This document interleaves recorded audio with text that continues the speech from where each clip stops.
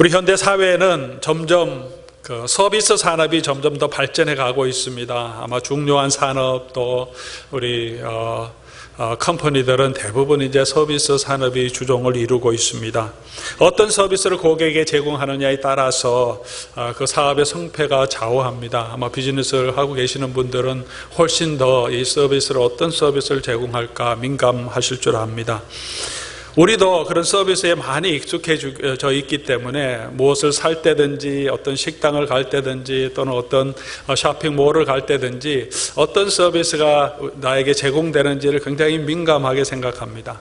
현대차는 미국에 들어와서 사업을 확장할 때 파격적인 그 애프터 서비스 프로그램을 통해서 미국 사회에 많이 진출한 것을 우리가 알고 있습니다. 10년 10만 마일, 당시에는 아무도 제공하지 않는 워런티를 10년 10만 마일, 그리고 범퍼 투 범퍼 이렇게 해서 그것을 아주 캐치프레이즈로 해서 차가 좋고 또 그만큼 좋은 서비스를 제공한다, 이렇게 마케팅을 한 것을 우리가 잘 알고 있습니다. 간단하게는 식당에 갈 때도 맛도 있어야 되지만 아무리 맛있어도 서비스가 별로 안 좋으면 우리가 그 집은 틀렸다 이렇게 말할 때도 많습니다. 이런 고객의 입장에서 늘 우리가 생활하다 보니까 자연스럽게 우리 몸에도 이 고객 멘탈리티라고 할까요? 서비스를 받는데 굉장히 익숙해져 있는 것 같습니다. 그래서 우리가 교회에 나올 때도 이런 고객적인 입장, 서비스를 받는 입장에서 교회를 선택하기도 하고 또 교회 생활을 할 때가 많이 있는 것 같습니다. 이 교회를 가면 나에게 무슨 유익이 될까? 이 교회는 어떤 서비스를 참여하는 성도들에게 제공하는가? 이 교회에는 좋은 프로그램이 있는가? 이 교회의 건물들은 좀 깨끗하고 깔끔하고 안락한가? 파킹라서 널찍하고 해서 내가 가기 좀 쉬운가? 불편함은 없는가? 아이들 향한 좋은 프로그램과 시설은 잘 갖추고 있는가? 이런 것들을 우리가 먼저 생각하게 됩니다. 이런 여러 가지 시설 면에서 볼 때 로뎀 장로교회는 큰 메리트는 없죠. 우리가 위치는 괜찮지만 우리 건물이 오래됐고 협소하고 오늘 아침에 들어오실 때도 힘드셨겠지만 파킹랏도 넉넉하지가 않아서 늘 어려움 가운데 있습니다. 이런 좋은 퍼실리티가 아닌데 여러분은 왜 로뎀 장로교회에 오셨습니까? 담임 목사를 보고 오셨습니까? 우리 좋은 스태프들이 있습니다. 또 참 성실한 사역자들이 있고 또 학생들을 위해서도 많이 또 애쓰고 있습니다. 퍼실리티 좋지 않지만 그래도 이제 화장실을 지금 깨끗하게 수리해서 다음 주부터 여러분 화장실 들어가 보시면 아주 깨끗한 화장실 사용하실 수 있을 것입니다. 아마 로뎀 장로교에서 가장 깨끗하고 아늑한 곳이 화장실이 아닐까, 그런 생각이 듭니다. 혹시 화장실에 가서 너무 오래 계실까봐 화장실에는 에어컨이 들어가 있지 않습니다. 교회도 할 수만 있으면 좋은 시설을 갖춰야 합니다. 편의시설도 있어야 되고 영적인 프로그램도 정말 성도들이 유익할 수 있도록 많은 것을 제공해야 합니다. 당연히 교회에 할 일이고 우리가 힘써야 할 일입니다. 하지만 성도로서 우리가 이런 고객 멘탈리티에 빠지는 것은 경계해야 합니다. 나는 항상 무엇을 받기를 원하고 교회에서 제공받기를 원하는 삶의 자세는 진정한 성도의 자세는 아닙니다. 성도의 삶의 본질은 하나님 앞에 드리는 예배의 삶인 것을 지난주 우리가 로마서 12장 1절에서 2절 말씀을 가지고 함께 공부했습니다.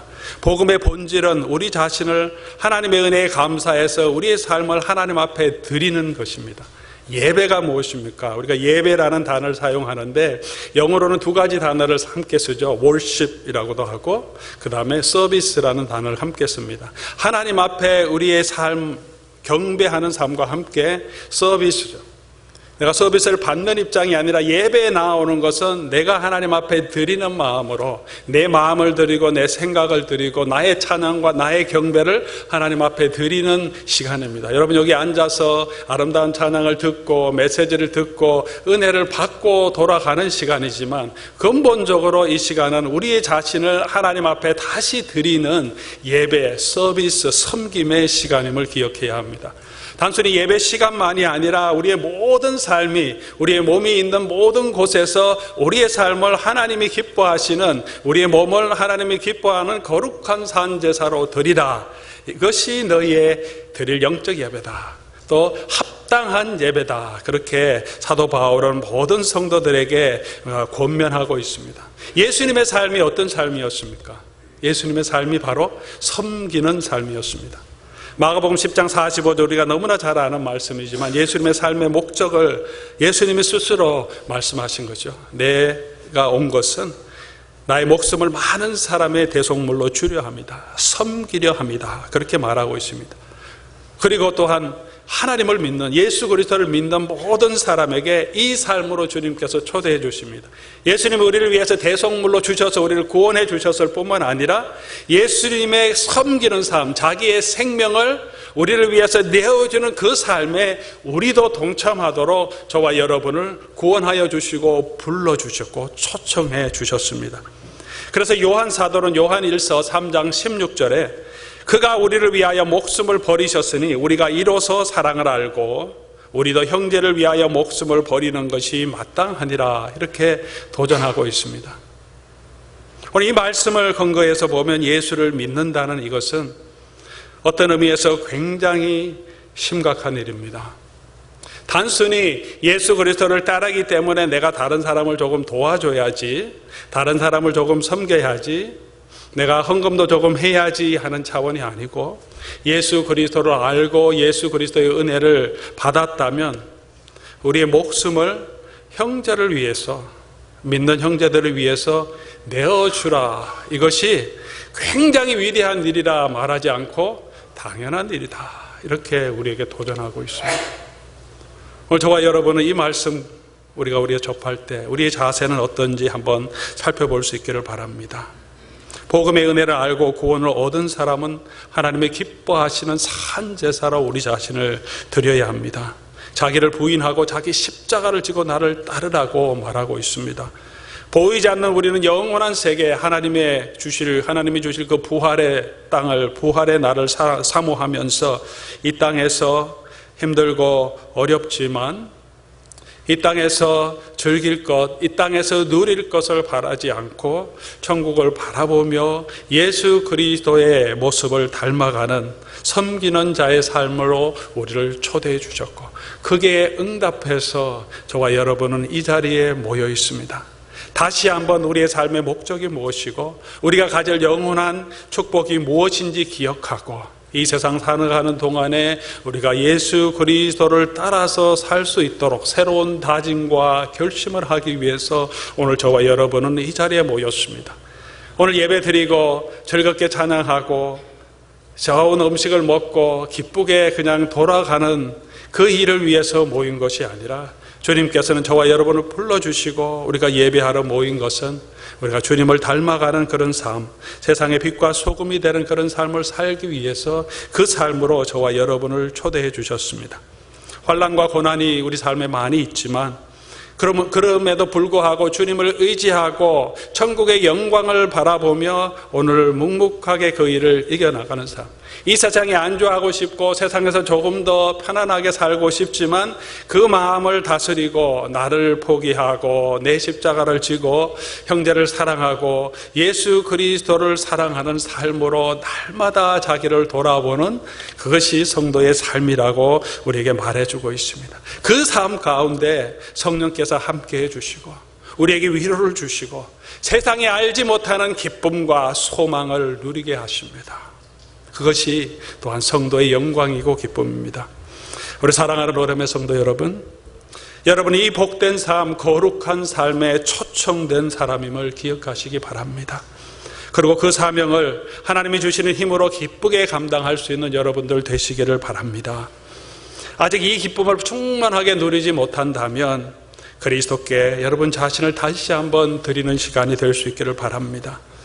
돈으로서 이 세상에 있는 보험으로서 누릴 수 없는 하나님이 주시는 안정, 하나님이 주시는 위로, 하나님이 주시는 기쁨을 여러분 누리게 되실 줄 믿습니다.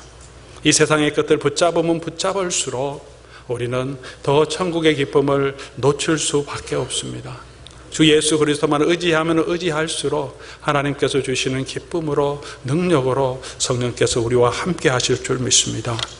그런 하나님이 기뻐하는 거룩한 삶이 구체적으로 실제적으로 어떻게 나타나야 하는가를 오늘 사도 바울은 이 12장 3절에서 8절까지 말하고 있습니다. 가장 먼저 실제적으로 우리의 삶을 드린다는 것이 뭐냐?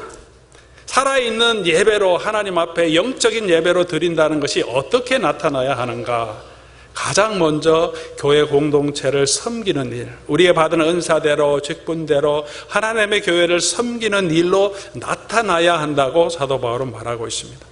다양한 방법으로 우리가 하나님을 섬길 수 있고 우리 몸을 거룩한 산 제물로 하나님 앞에 드릴 수 있지만 사도 바울이 가장 먼저 교회를 섬기는 일을 말한 것은 성도가 하나님이 기뻐하는 산 제물로 우리 자신을 드리는 가장 중요한 일 중에 하나가 하나님의 교회를 섬기는 그 일에 내 자신, 내 힘, 내 능력, 내 은사를 사용하는 것이기 때문입니다.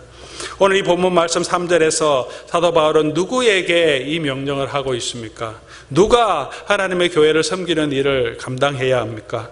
우리 3절 첫 번째 부분 보면 내게 주신 은혜로 말미암아 너희 각 사람에게 말하노니, 그렇게 사도 바울은 말하고 있습니다. 너희 각 사람은 누구입니까? 누구일까요? 너희 각 사람은 누구에게 이 편지를 쓰고 있습니까?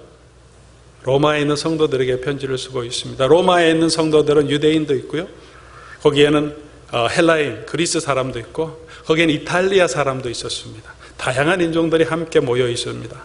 그리고 거기에는 부유한 사람도 있습니다. 자유자도 있습니다.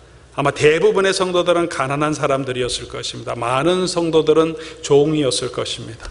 남자도 있고 여자도 있습니다. 로마서 16장에 보면 많은 여성 디크네스라고 할까요? 여성 사역자들도 로마 교회에 있었습니다. 다양한 사람들이 모여 있고 많은 성도들이 모여 있는데 사역자들만 이 일을 감당해라 그렇게 말하지 않고 사도 바울은 분명하게 너희 각 사람에게 내가 권하노니 그렇게 말하고 있습니다.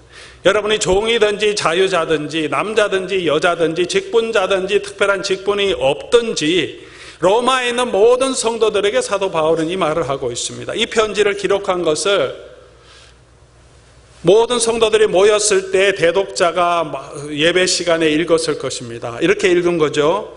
내게 주신 은혜로 말미암아 너희 각 사람에게 말하노니, 그렇게 읽습니다. 듣는 사람은 어떻게 들었겠습니까? 사도 바울이 우리 각 사람에게 지금 이 이야기를 하는구나.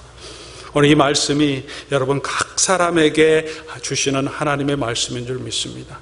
교회를 섬기는 일은 어떤 특정한 사람들이 해야 되는 일이 아니고 목회자들이, 사역자들이 해야 되는 일이 아니고 포도원지기들이 해야 하는 일이 아니고 너희 각 사람, 하나님의 교회 멤버된 모든 사람이 한 사람 한 사람, 그래서 사도 바울이 너희라고 얘기하지 않고 너희 each one of you, 너희 각 사람이 이 일에 동참하라 그렇게 말하고 있습니다.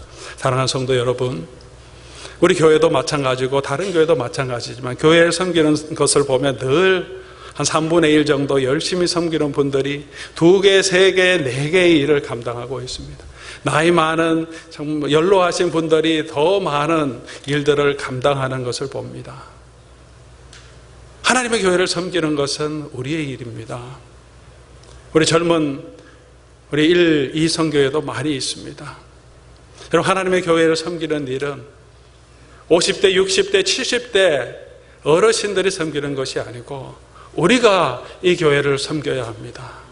힘 있는 내가, 능력 있는 내가, 정신이 더 펄펄한 내가 하나님 앞에 우리 각 사람이 하나님의 교회를 섬기는 것이 내가 하나님 앞에 내 삶을 드리는 가장 중요한 예배의 삶임을 기억하시기 바랍니다. 어떻게 섬겨야 합니까? 그 이야기를 이제 사도 바울은 4절, 5절 지나면서 하고 있습니다. 어떻게 우리가 섬겨야 하는가? 맨 첫 번째로 3절에 내게 주신 은혜로 말미암아 너희 각 사람에게 말하노니 마땅히 생각할 그 이상의 생각을 품지 말고 오직 하나님께서 각 사람에게 나누어 주신 믿음의 분량대로 지혜롭게 생각하라. 먼저 자세를 말합니다. 긴 이야기지만 한마디로 줄이면 이렇게 줄일 수 있겠습니다. 섬김에 있어서 자랑하지 말라. 마땅히 생각할 그 이상의 생각을 품지 말라. 마땅히 생각할 그 생각만 하라는 거죠. 우리가 무슨 일을 섬기든지 때로는 내가 많은 일로 교회 봉사를 할지라도 우리가 섬기는 그 섬김은 마땅히 생각해야 될 것은 무엇입니까? 마땅히 생각해야 될 것은 우리의 섬김은 어떤 내가 존경받아야 되고 인정받아야 되는 도구가 아니고 우리의 섬김은 예수 그리스도의 은혜, 하나님의 은혜에 대한 마땅한 우리의 봉사라는 거죠. 우리가 형제를 위해서 내 생명을 드리는 것도 요한 사도는 마땅한 일이라. 여러분, 예수 그리스도를 위해서 여러분의 생명을 드릴 수 있겠습니까? 예수 그리스도는 놔두고 우리 옆에 있는 형제들, 때로는 교회를 위해서 수고하고 애쓰고 물질도 드리는 많은 분들이 있습니다. 하지만 여러분의 생명도 이 교회를 위해서 아낌없이 내어놓을 수 있겠습니까? 내 생명을 정말로 내 생명을 다해서 우리 형제를 위해서 내어놓을 수 있겠습니까? 그렇게 하더라도 그것은 마땅한 일이다. 예수 그리스도를 따라가는 제자의 삶이다. 그렇게 말하고 있습니다. 하나님의 은혜를 받았기 때문에 하나님의 모든 자비하심으로 우리에게 권면하노니 너희 몸을 산 제사로 내어놓는 것 마땅한 일이다. 우리가 어떤 봉사를 하더라도 하나님의 은혜, 하나님의 사랑 가운데서 감당하시기 바랍니다. 마땅히 생각해야 될 그 이상의 생각을 품지 말고 하나님이 주시는 은혜를 붙들고 겸손하게 지혜롭게 생각하면서 믿음의 분량대로 그 일을 감당해 갈 수 있기를 바랍니다. 나 혼자 왜 이런 일을 하느냐? 내가 이렇게 하는데 왜 안 알아주느냐? 섭섭하고 이런 마음에 빠지지 말고 마땅히 해야 될 하나님의 은혜에 감사한 마음으로 계속해서 섬겨나가는 저와 여러분이 될 수 있기를 바랍니다. 두 번째로 사도 바울은 은사대로 섬겨야 한다 그렇게 말하고 있습니다. 우리가 한 몸에 많은 지체가 있듯이 교회도 그렇다. 몸인데 우리 한 사람 한 사람이 몸의 지체와 같다. 지체가 어떻습니까? 온 몸에 우리 몸에 팔이 2개고 다리가 2개인데 이 전부가 다 팔이 4개라면 어떻게 사람이 설 수 있겠습니까? 아니면 다리가 4개라면요. 코는 없고 눈만 4개라면 그 지체가 제대로 설 수 없죠. 그런 것처럼 교회에 다양한 은사는 다양하게 있다 그렇게 말합니다. 6절에 보면 우리에게 주신 은사, 은혜대로 받은 은사는 각각 다르니 사도 바울이 은사, 성령의 은사를 얘기할 때마다 항상 굉장히 긴 리스트를 얘기합니다. 오늘 본문에서는 7가지를 얘기하는데 고린도 후서에 가면 11가지를 이야기합니다. 또 다른 곳에는 더 많은 것들을 이야기합니다. 그렇게 자세하게 또 많은 은사를 이야기하는 것은 은사가 그것만 한정된 것이 아니라 우리가 알지 못하는 다양한 은사들이 있다는 거죠. 그 은사들을 사용해서 함께 섬기는 것이라고 말합니다. 은사는 제한할 수 있는 것이 아닙니다. 그리고 그 은사는 각 사람에게 주셨다 그렇게 말하고 있습니다. 6절 우리에게 주신 은혜대로 받은 은사가 각각 다르니 그러니 은사를 서로 비교하는 것이 아니라 다른 은사를 가지고 서로 섬기는 것이죠. 하지만 우리 모두가 이 은사를 가지고 있다는 것을 사도 바울은 강조해서 이야기하고 있습니다. 고린도전서 12장 11절 말씀 보면 이 모든 일은 같은 한 성령으로 행하사 성령이 행하사 그의 뜻대로 각 사람에게 나누어 주시는 것이라. 성령의 은사를 쭉 열거하면서 각 사람에게 나누어 주는 것이라 그렇게 말하고 있습니다. 모든 사람에게 성령께서 주시는 은사가 있다는 것입니다. 성령의 은사가 무엇입니까? 여러분 성령의 은사를 가지고 계십니까? 여러분 성령의 은사는 무엇입니까? 별로 생각 안 해보셨습니까? 한번 생각해 보시기 바랍니다. 나의 은사는 뭘까? 그래서 어떤 교회에서는 성령의 은사를 찾아갈 수 있는 프로그램도 제공합니다. 근데 그 성령의 은사를 찾아가는 그 설문지 또 상담을 보면 적성검사와 거의 큰 차이가 없습니다. 내가 어떤 데 더 관심이 많은가? 내 마음은 어떤 데 가는가? 나는 어떤 타입의 사람인가를 발견해서 이 사람은 가르치는 걸 잘하고 이 사람은 다른 자비하는 사람이 많고 그런 사랑이 많고 그래서 여러분의 은사는 이것입니다. 저것입니다. 이렇게 분석합니다. 적성과 은사는 차이가 있는 것일까요? 적성이라고 하면 우리가 가진 그냥 자연스러운 우리의 성품과 재능이 많이 들어가 있습니다. 성령의 은사를 얘기할 때 어떤 분들은 예수 믿고 난 다음에 성령께서 특별하게 주시는 은사지 우리가 가지고 있는 재능은 성령의 은사라고 얘기할 수 없다고 얘기하는 분도 있습니다. 성령의 은사 가운데 초자연적인 은사가 있습니다. 방언과 치유, 그것은 예수 믿기 전에 주는 것이 아니라 하나님께서 성령의 은사를 주셔 특별하게 어떤 사람들에게 주시는 내용입니다. 하지만 일반적인 은사도 있습니다. 가르치는 것. 예수 믿지 않은 사람도 가르침의 은사가 있고 또 예수 믿는 사람도 가르침의 은사가 있습니다. 섬기는 것, 어드미니스트레이션의 기프트, 행정의 기프트, 이런 것들은 다 모든 사람에게 있는 자연적인 기프트입니다. 은사입니다. 그래서 초자연적인 은사와 일반적인 은사를 구분해서 옛날 초대교회 시대에는 초자연적인 은사는 있었는데 지금은 그냥 자연적인 은사만 있다, 그렇게 얘기하는 사람도 있습니다.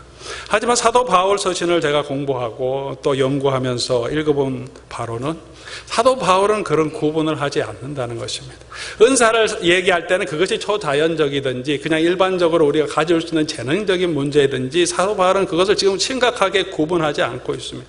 예수 그리스도를 믿은 사람이면 예수 그리스도 안에서 우리는 완전히 성령 안에서 새롭게 된 사람이라고 말합니다. New creation, 새로운 창조물, 새로운 피조물이 됐습니다. 어떻게 됐습니까? 성령께서 능력을 주셔서 새로운 생명을 주셔서 이제 우리가 가진 모든 것은 새롭게 됐습니다. 그럼 우리가 가진 모든 것은 내 재능, 내 기프트, 내 은사든 내가 가지고 이때까지 경험했던 노하우든 나의 성격이든 이 모든 것은 하나님께서 성령 안에서 새롭게 해주신 것입니다. 그 몸으로 하나님 앞에 드리라고 사도 바울은 말하고 있습니다. 그 은혜, 그 사랑, 그 섬김을 할 때 이것은 자연적이냐, 이것은 내 재능이냐, 이것은 성령께서 예수 믿은 다음에 주신 것이냐 구분하지 않습니다. 지금 내게 있는 모든 것들, 내가 할 수 있는 그것이 나의 은사라고 얘기하는 것이 훨씬 더 사도 바울의 입장에 가깝다고 얘기할 수 있습니다.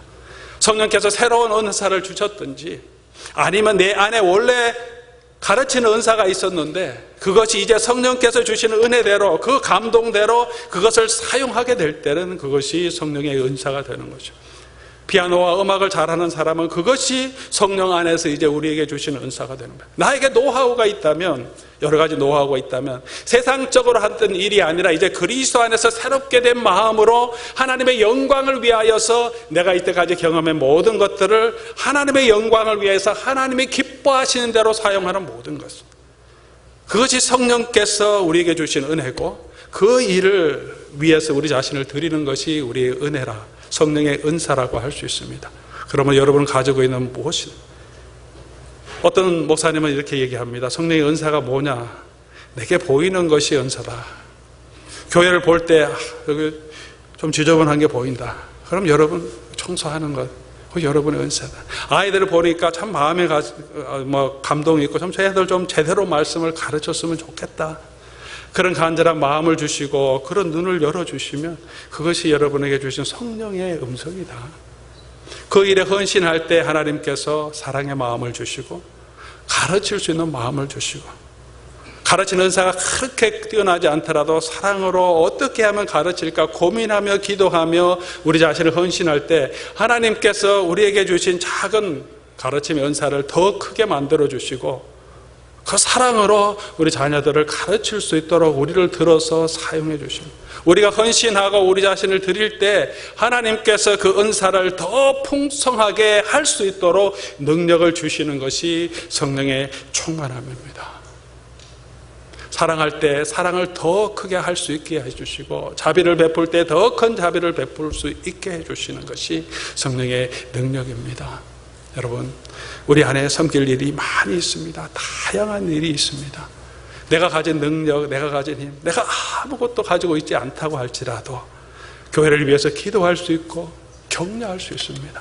수고했습니다. 오늘 식당 봉사를 수고하는데 내가 힘이 없어서 다리가 아파서 허리가 아파서 식당 봉사를 참여하지 못한다면 음식을 먹을 때 오늘 정말 수고하셨습니다. 정말 맛있게 잘 먹었습니다. 감사하며 격려하는 그런 일들은 우리가 감당할 수 있습니다. 내가 할 수 있는 그것이 지금 내게 주신 성령의 은사인 줄 믿으시기 바랍니다. 내 할 수 있는 힘, 내 뜻, 내 재능, 내가 가지고 있는 어떤 것들 다 하나님이 우리에게 주신 것이고 그 일을 통해서 하나님 앞에 드리기를 하나님 원하십니다. 성령의 은사는 또한 상호 의존적인 것입니다. 내 은사만 필요한 것이 아니고 내 은사가 더 좋은 것 아니고 5절 말씀 보면 그리스도 안에서 한 몸이 되어 서로 지체가 되었다는 거예요. 서로 지체가 되었다. 모든 지체마다 다른 지체의 기능이 필요합니다. 모든 사람이 서로 협력해서 서로 의존해서 섬기는 것이 성도의 삶인 것을 말해주고 있습니다. 그러므로 우리가 겸손해질 수밖에 없어요. 은혜의 분량대로 믿음의 분량대로 우리가 섬길 수밖에 없습니다. 세 번째로 우리가 어떻게 섬겨야 하는지를 6절에서 8절까지 사도 바울은 말해주고 있습니다. 6절에서 8절까지 우리에게 주신 은혜대로 받은 은사가 각각 다른데 그 은사를 섬길 때 예언이면 믿음의 분수대로, 섬기는 일이면 섬기는 일로, 가르치는 자는 가르치는 일로, 위로하는 자면 위로하는 일로, 구제하는 자는 성실함으로, 다스리는 자는 부지런함으로, 긍휼을 베푸는 자는 즐거움을 할 것이니라. 6절에서 8절까지 이 말씀의 핵심이 뭐겠습니까? 7가지 이야기를 합니다. 은사를. 특별히 공동체를 세우는 은사를 강조해서 이야기하고 있습니다. 중요하기 때문입니다. 많은 은사가 있지만 방언, 이런 것은 자기 혼자 하나님 앞에 기도하고 영적인 은사를 누리는 것이지만 섬기는 일, 긍휼을 베푸는 일, 말씀을 가르치는 일, 공동체를 세우는 일이기 때문에 사도 바울이 지금 공동체를 세우는 중요한 은사들을 언급하고 있습니다. 이 일에 힘쓸 것을 우리에게 말해주고 있습니다. 한데 이 은사들이 그러나 다양하게 있는데 꼭 이것만이 아니라 다양하게 있는데 6절에서 8절까지 핵심은 무엇입니까? 섬기는 일이면 이렇게 하고, 가르치는 일이면 이렇게 하고, 위로하는 자면 이렇게 하고, 섬기는 일, 가르치는 일, 위로하는 일, 예언하는 일에 방점이 있는 것이 아니고 그것을 어떻게 해야 하는가에 지금 사도 바울은 초점을 두고 있습니다.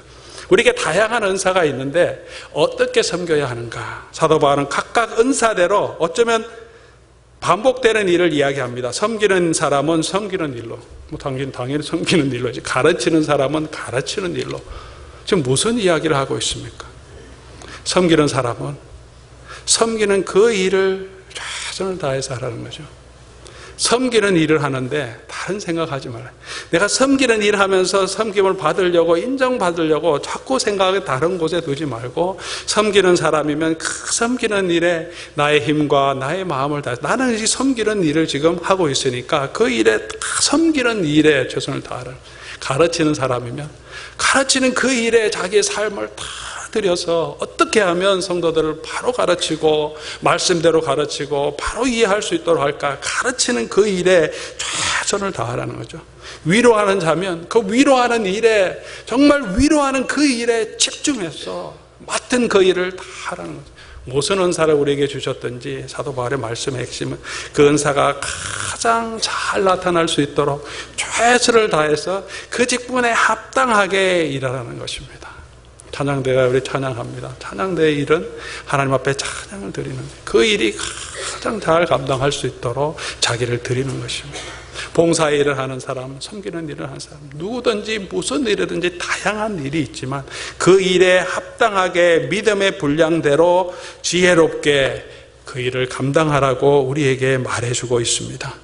우리 교회에 많은 봉사의 일이 필요합니다. 여러분의 섬김이 필요합니다. 우리 모든 성도님들 각 사람이 이 일에 동참해야 하는 것이, 해야 하는 것이 마땅한 일입니다.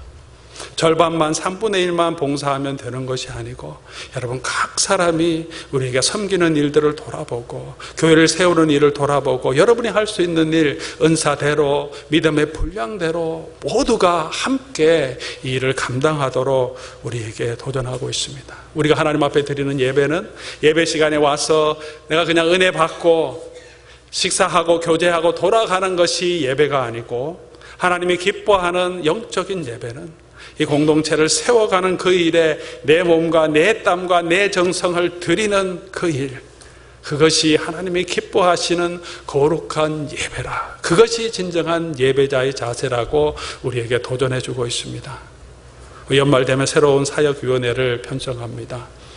우리 사역위원회 다양한 잡 디스커션을 한번 다 나누고 여러분이 함께 동참할 수 있는 기회를 드릴까 고민하고 있습니다. 내가 어떤 분야에서 어떻게 섬길 수 있을지 고민해 보시고, 내가 아무 사역도 감당하지 않는다면 여러분, 내가 섬길 것, 내가 할 수 있는 것을 찾아서 함께 각 사람이 동참해서 하나님의 교회를 세워갈 수 있기를 바랍니다. 지금 식품부에서 우리 항상 김치를 만들어서 교회에 김치를 제공합니다. 아니면 우리가 김치를 마켓에 가서 사와야 되는데 너무 비싸기도 하고 마켓에서 만드는 것이 좋지 않지 않습니까? 그래서 식품부에서 우리 에버그린 주로 선교회들이 모여서 한 달에 한 번씩 이틀 동안 감당하는데, 대부분이 지금 허리도 아프시고 다리도 아프시고 관절염에서 정말 어려움 가운데 하시다가 연말까지밖에 못할 것 같습니다. 지금 이렇게 얘기하고 있습니다. 김치 만드는 일, 그럼 뭐 할 수 없으면 우리가 돈 주고 사 먹으면 되지. 쉬운 일이죠. 그럼 그렇게 할 수 있습니다. 하지만 한번 돌아볼 수 있기를 바랍니다. 예를 들어서 말한 것이지만, 여러분 가운데 조금 더 힘이 있고 조금 한 달에 한두 시간, 하루 이틀 시간 낼 수 있는 분들은 하나님의 교회를 세우는 이 일에 좀 발런티어 해주시고 함께 해주시면 우리가 정말 기쁨으로 함께 성도의 교제를 나누고 함께 먹고 마시고 하나님의 교회를 세워가는 귀한 일을 감당할 수 있지 않겠습니까? 우리 교회에 필요한 여러 가지 일들이 있습니다. 나는 그냥 섬김을 받아야 되는 사람이 아니죠. 이것은 에버그린 선교회들이 해야 될 일도 아니라고 생각합니다.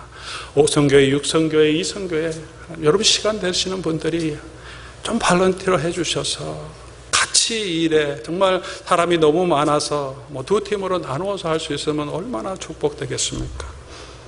힘이 없는 분들, 힘이 있는 대로 감사하시고, 또 내게 힘이 있는 분들은 우리의 힘으로 감당할 수 있기를 바랍니다.